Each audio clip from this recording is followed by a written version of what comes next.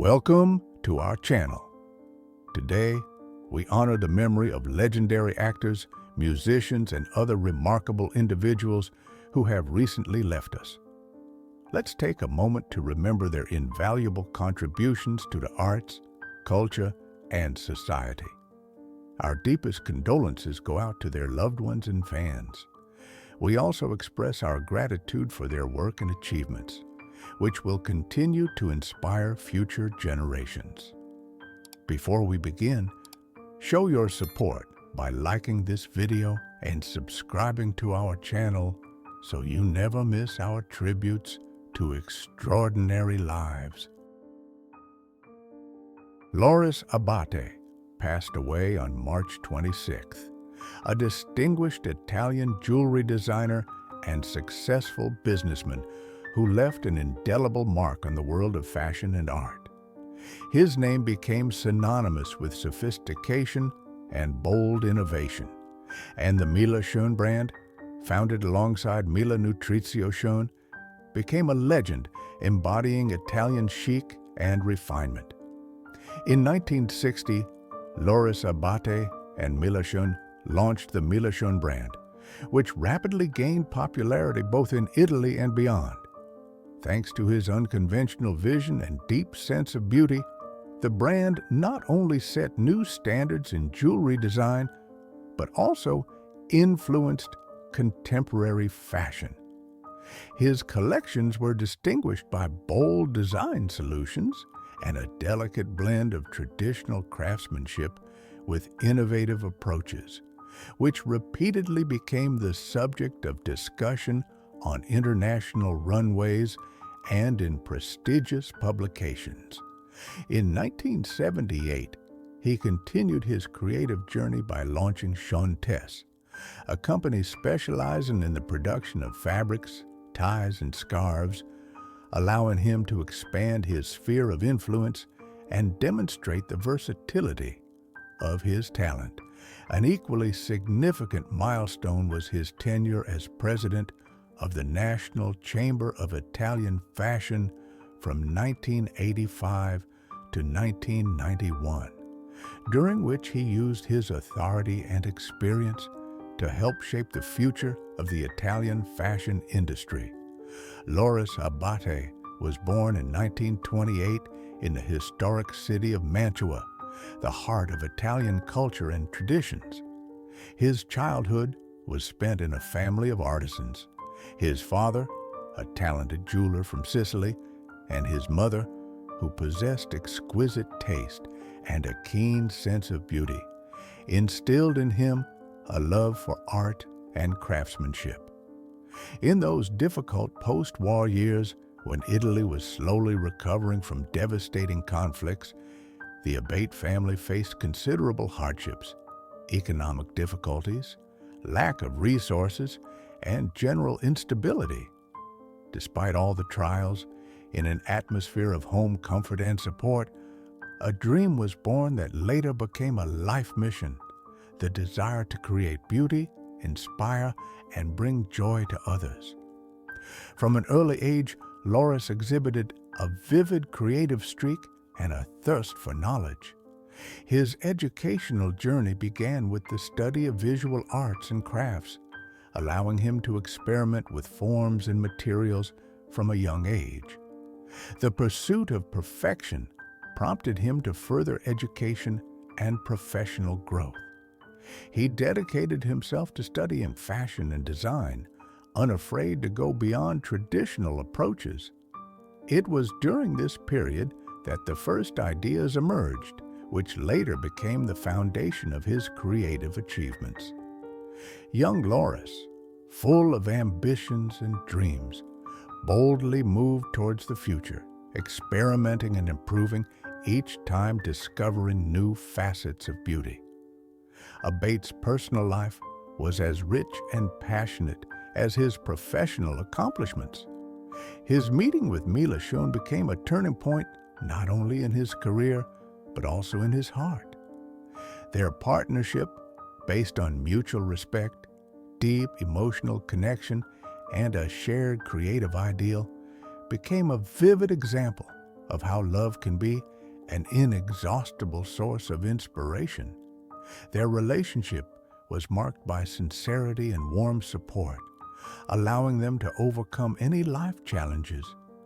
Each collection they created breathed passion, and every detail, love, turning into a true work of art reflecting their shared dreams and aspirations. Today, as we bid farewell to Loris Abate, we remember him as a man who transformed the world of jewelry design, turning each piece into a work of art and each collection into a story of love and creativity. His life was filled with the brilliance of talents, the courage of innovations, and the warmth of family ties. May his bright memory forever shine like a precious stone, illuminating the path for future generations. And may every star in the night sky remind us of the great master who gave his soul to the world. Norman Manuel Abramson died March 26th. Norman Manuel Abramson was an American electrical engineer and computer scientist known for developing AlohaNet, the first packet-switched wireless network, which laid the foundation for modern wireless communications. Born in Boston, Massachusetts, Abramson was the son of Edward, a Lithuanian-born commercial photographer, and Esther, originally from Ukraine. He demonstrated an early aptitude for mathematics and science, leading him to pursue higher education in these fields. He earned a Bachelor of Arts in Physics from Harvard University in 1953, a Master of Arts from UCLA in 1955, and a PhD in Electrical Engineering from Stanford University in 1958. AlohaNet Development, 1971.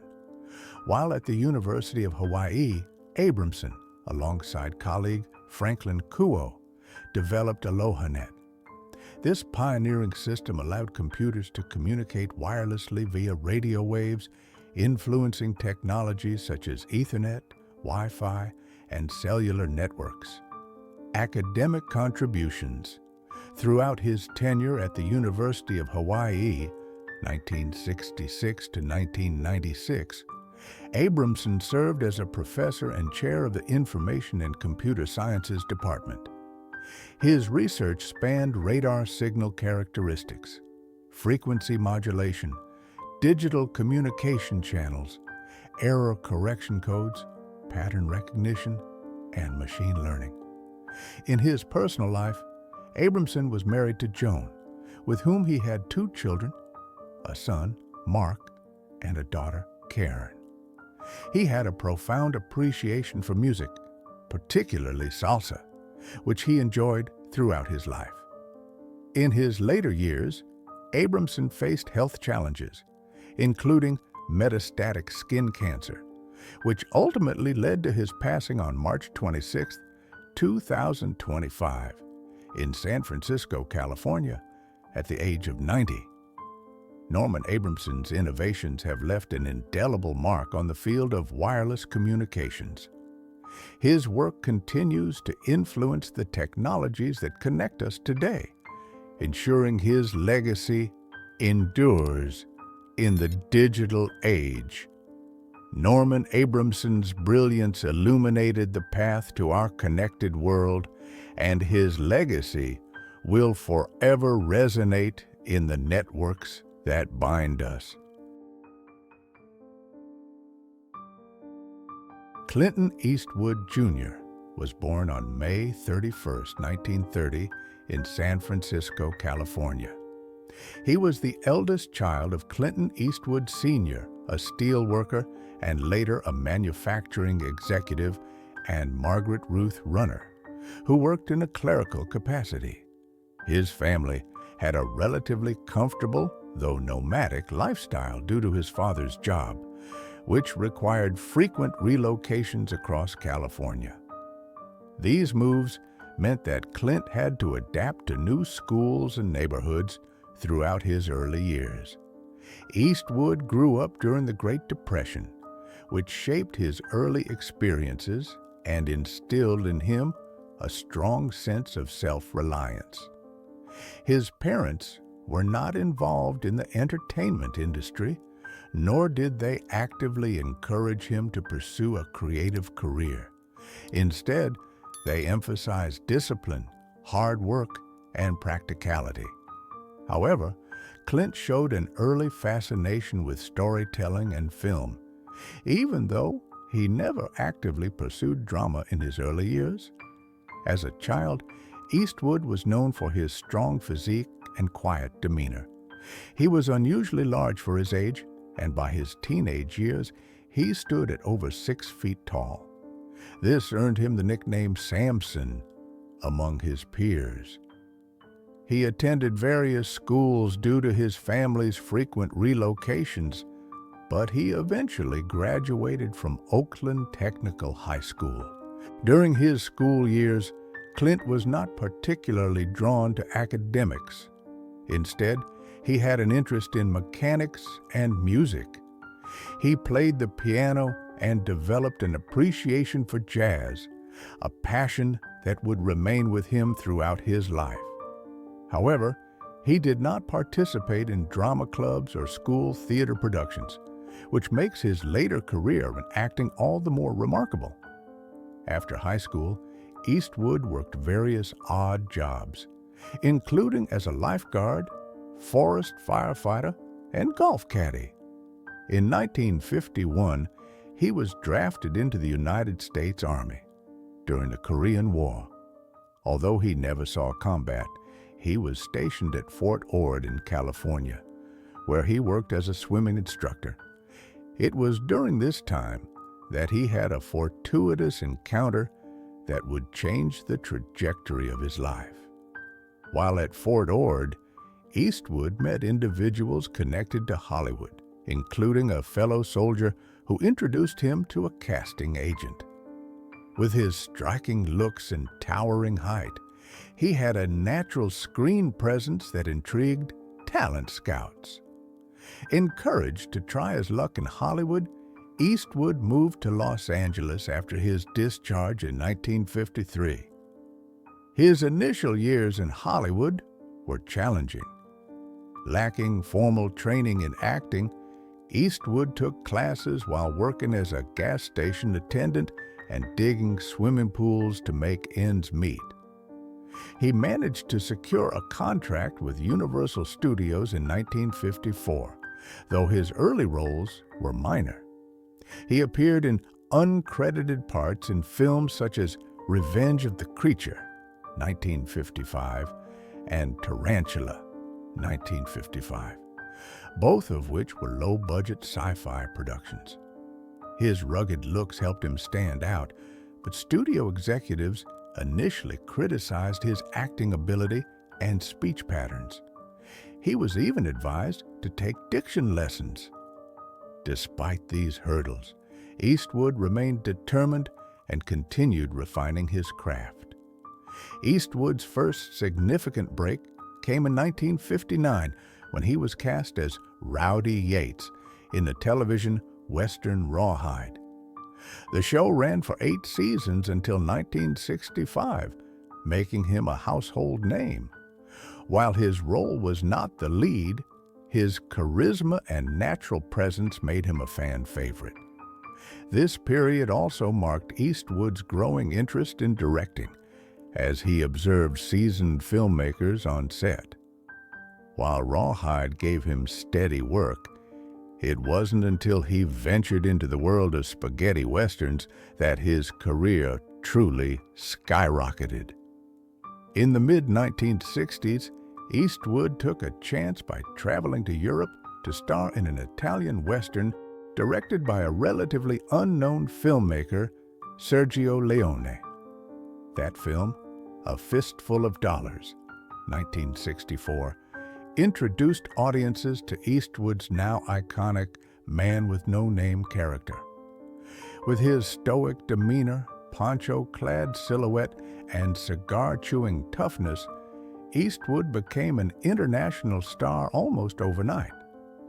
The success of A Fistful of Dollars led to two more films in what became known as the Dollars Trilogy, For a Few Dollars More, 1965, and The Good, the Bad, and the Ugly, 1966.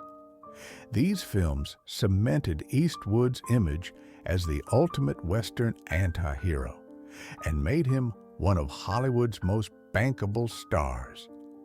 While he had yet to reach the peak of his career, Clint Eastwood had firmly established himself as a leading man by the late 1960s.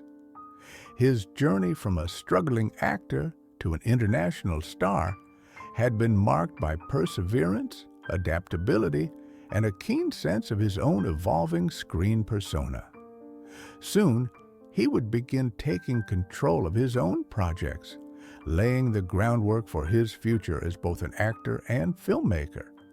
Following the massive success of Sergio Leone's Dollars Trilogy, Clint Eastwood returned to Hollywood as a bona fide star. The late 1960s saw him build upon his tough guy image, starring in westerns such as Hang 'em High, 1968, and Coogan's Bluff, 1968. The latter marked the beginning of his long-term collaboration with director Don Siegel, who would later shape Eastwood's approach to filmmaking. His transition from the European westerns to Hollywood productions wasn't without challenges. Many in the industry still saw him as a television actor or a passing action star. However, Eastwood was determined to prove his versatility. In 1971, Eastwood took on one of the most defining roles of his career, San Francisco police detective Harry Callahan in Dirty Harry. The film, directed by Siegel, revolutionized the crime thriller genre and introduced one of the most iconic lines in cinematic history. You've got to ask yourself one question. Do I feel lucky? Well, do you, punk? Dirty Harry was a box office success, cementing Eastwood's image as the ultimate tough guy law enforcer. However, the film also generated controversy due to its portrayal of police brutality and vigilante justice. Despite criticism, Eastwood reprised the role in 4 sequels: Magnum Force, 1973, The Enforcer, 1976, Sudden Impact, 1983, and The Dead Pool, 1988. His rise in Hollywood wasn't without personal struggles. By the early 1970s, Eastwood had built a reputation for being intensely private, preferring solitude to the traditional Hollywood social scene.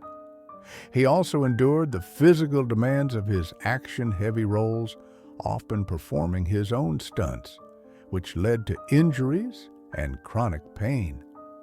Even at the height of his acting career, Eastwood harbored ambitions beyond starring in front of the camera. He made his directorial debut with Play Misty for Me, 1971, a psychological thriller that showcased his ability to create tension and suspense. Unlike the action-heavy roles he had become known for, this film demonstrated his storytelling depth and his skill in crafting complex narratives. Throughout the 1970s and 1980s, Eastwood continued to direct and act, making notable films such as High Plains Drifter, 1973, The Outlaw, Josie Wales, 1976, and Pale Rider, 1985. His directing style was characterized by minimalism, realism, and an emphasis on character-driven storytelling. By the 1990s, Eastwood had fully transitioned into a respected filmmaker.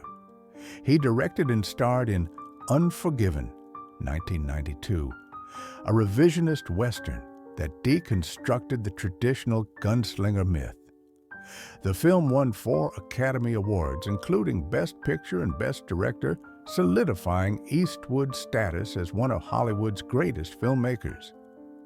Despite his professional success, Eastwood faced several personal and physical struggles throughout his career. Years of performing physically demanding roles took a toll on his body. He suffered from back pain, broken ribs, and knee injuries due to stunt work.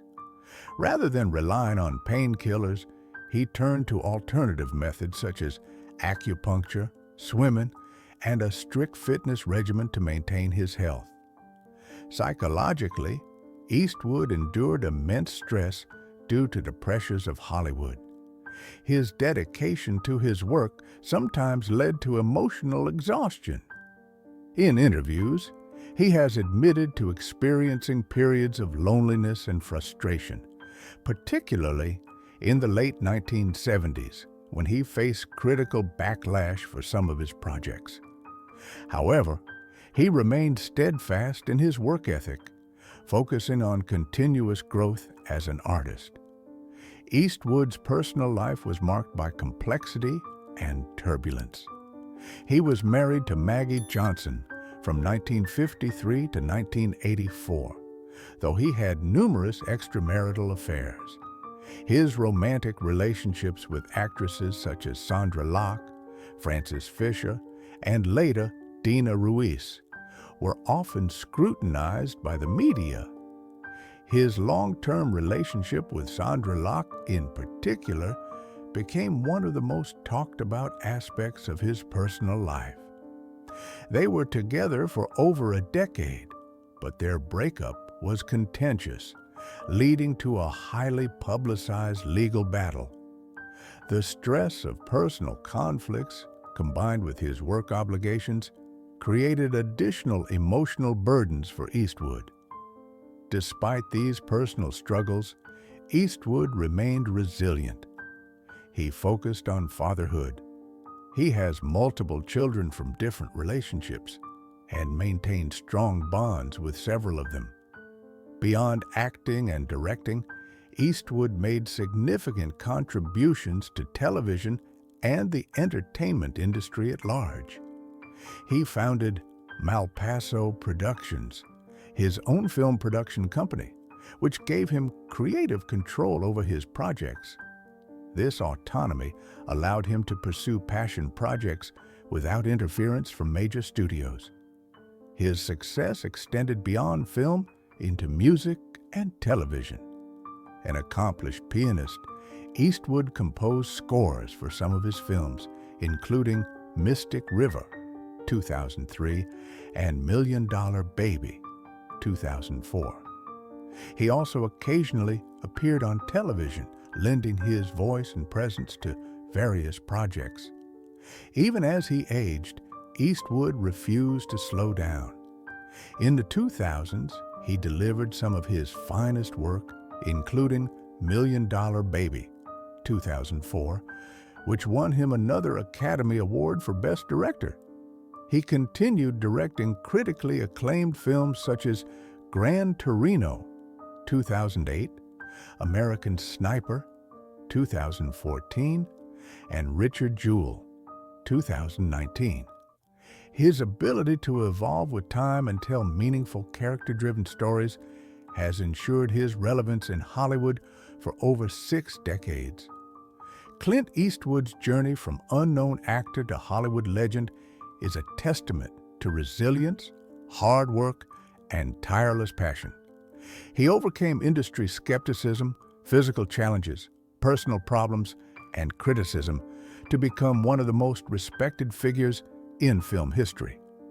His dedication to his craft, both in front of and behind the camera, continues to inspire aspiring directors and actors. Eastwood's story is not just a story of fame and fortune, it is a lesson in perseverance, proving that obstacles can be overcome through determination, self-belief, and constant growth. In his 90s, Clint Eastwood was active, proving that passion and discipline can sustain a career spanning generations. His impact on the film industry is immeasurable, and his story serves as an inspiration to all who dream of achieving greatness no matter what.